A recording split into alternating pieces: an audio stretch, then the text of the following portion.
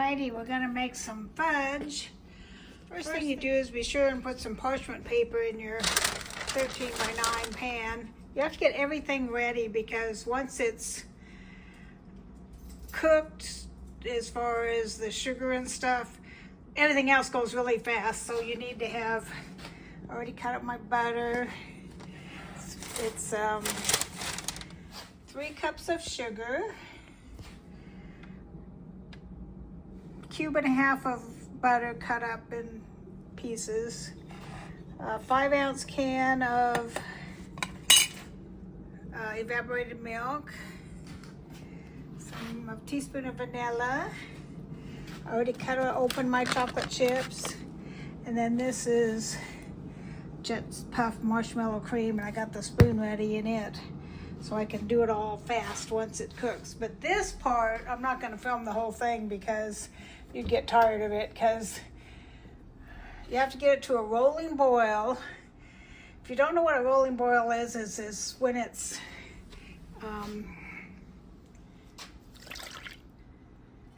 you can't stir it down. When you stir it, it keeps boiling. That's what a rolling boil is. So you cook the butter, the sugar, and the milk for 5 minutes, stirring constantly but you don't start the timer till it starts the rolling boil. So right now, it's just starting to heat up.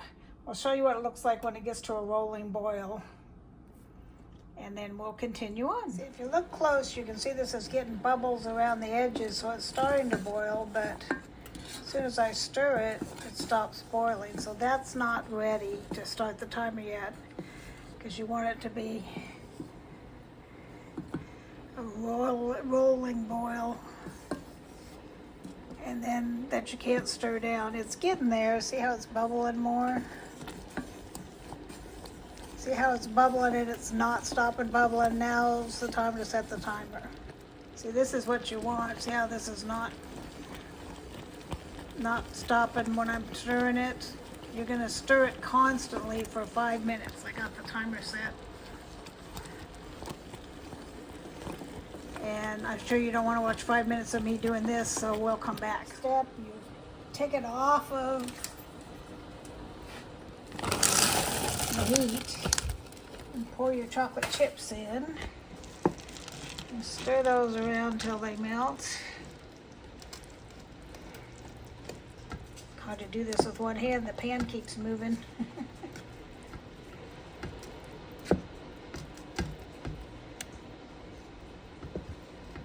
It's still, see, it doesn't look like fudge yet. It looks like chocolate butter,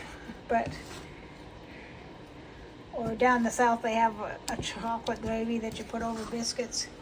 Kind of looks like that. But we're going to add our vanilla in.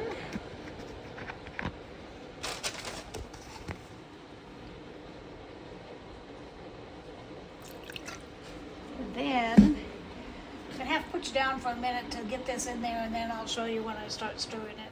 I don't know if you can hear it or not, but it's raining like crazy. Sounded really loud.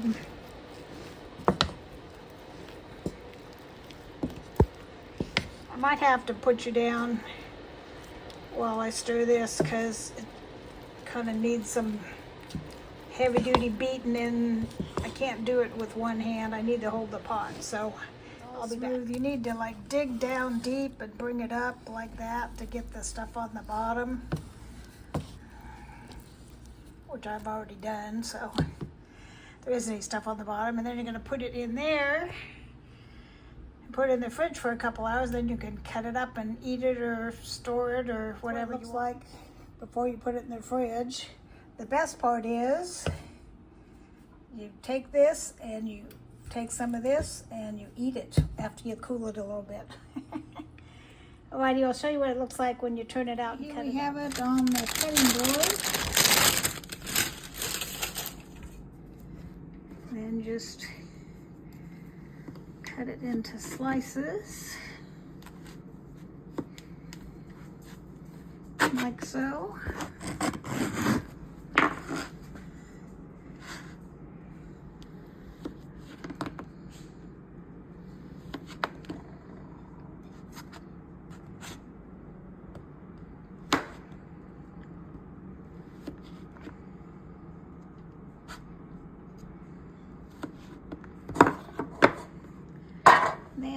going to take it to my doctor's office tomorrow, and so I'm putting it in this, what I do with the lid, here's the lid,